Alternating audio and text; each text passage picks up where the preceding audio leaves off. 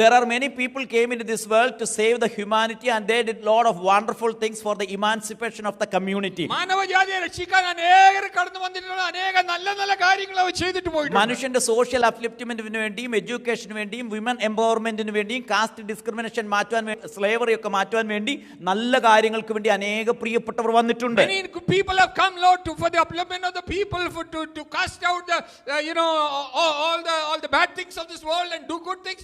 Many good people have come. ഭാരതത്തിൽ നമുക്ക് freedom നൽകുവാൻ വേണ്ടി മഹാത്മാഗാന്ധി വന്നിട്ടുണ്ട്. ഇവിടെയാണെങ്കിൽ മാർട്ടിൻ ലൂതർ കിങ് അടിമത്തത്തിൽ നിന്ന് രക്ഷിക്കുവാനായിട്ട് വന്നിട്ടുണ്ട്. ഇന്നും ലോകത്തിൽ സാമൂഹികമായിട്ട് മനുഷ്യനെ ഉദ്ധരിക്കാൻ അനേക പ്രിയപ്പെട്ടവരും കഷ്ടപ്പെടുന്നുണ്ട്. അതെല്ലാം നല്ലത് തന്നെയാണ്. Like Mahatma Gandhi came to save the land of India, Martin Luther was risen up in the United States. So many great people have come. But there is only one person came into this world to save the sinners, save the people from the sin.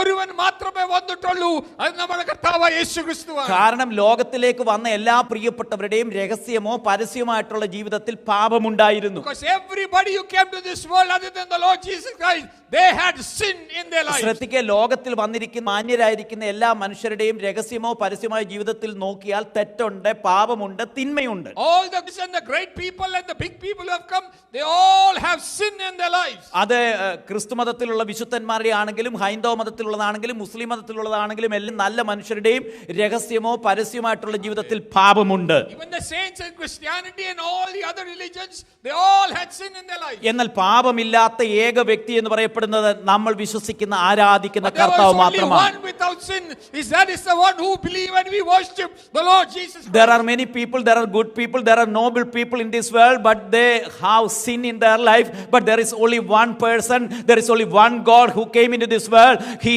is the only person having no sin in his life. ജീവിതത്തിൽ പാപമില്ലാത്ത ഏക വ്യക്തി അത് കർത്താവായ യേശുക്രിസ്തുവാണ്. Only one who has no sin in his life, and he is the Lord Jesus Christ. ഇന്നുകൊണ്ടാണ് തന്നെ ഒറ്റിക്കൊടുത്ത യൂദാസ്ലീഹ പറഞ്ഞു, ഞാൻ കുറ്റമില്ലാത്ത രക്തത്തെ കാണിച്ചു കൊടുത്തു. That's why Judas said, I have shown a person who had no sin in him. അതുകൊണ്ടാണ് അന്നത്തെ chief justice ആയിരുന്ന പിലാത്തോസ് പറഞ്ഞു, ഈ നീതിമാന്റെ രക്തത്തിൽ എനിക്ക് പങ്കില്ല.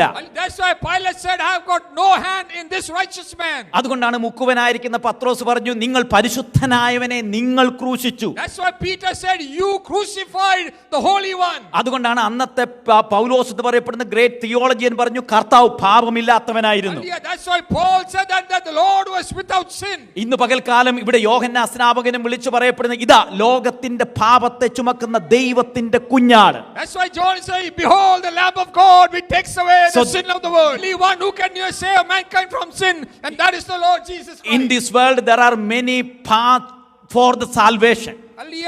ഈ ലോകത്തിൽ salvation അനേക വഴികളുണ്ട്. In Buddhism there are 8 paths to attain the salvation. 8 വഴികൾ ബുദ്ധിസത്തിൽ അഷ്ടാംഗമാർഗം എന്ന് പറഞ്ഞ് 8 വഴികൾ തന്നെ ബുദ്ധിസത്തിലുണ്ട്. Buddhism has 8 ways to salvation. അതുപോലെ തന്നെ there are 5 pillars in Islam. രക്ഷ പ്രാപിക്കുവാനായിട്ട് ഇസ്ലാമിൽ 5 പില്ലറുകളുണ്ട്. In Islam there is 5 pillars of salvation. In Hinduism there are 3 ways to attain the salvation. In ഹിന്ദുത്വത്തിൽ 3 തരത്തിൽ നമുക്ക് salvation കിട്ടും. കർമ്മമാർഗവും ഭക്തിമാർഗവും ജ്ഞാനമാർഗത്തിൽ കൂടെയാണ് ഒരാൾ മോക്ഷം പ്രാപിക്കപ്പെടുന്നത്. They say there are 3 ways, 3 different ways which in Hinduism. In Judaism there are 10 commandments to get the salvation.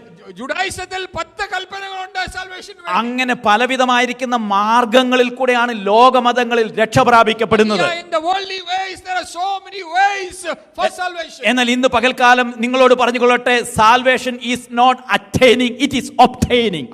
Salvation is not attained, it is obtained from God. Salvation എന്ന് പറയപ്പെടുന്ന കൃപയാലല്ലോ വിശ്വാസം മൂലം നിങ്ങൾ രക്ഷിക്കപ്പെട്ടിരിക്കുന്നത്.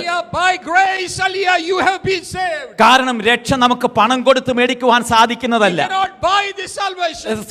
രക്ഷ നമുക്ക് ജ്ഞാനത്തിൽ ലഭ്യമാകുന്നതല്ല. രക്ഷ നമുക്ക് എന്തെങ്കിലും കർമ്മങ്ങൾ കൊണ്ട് നേടിയെടുക്കാൻ കഴിയുന്നതല്ല.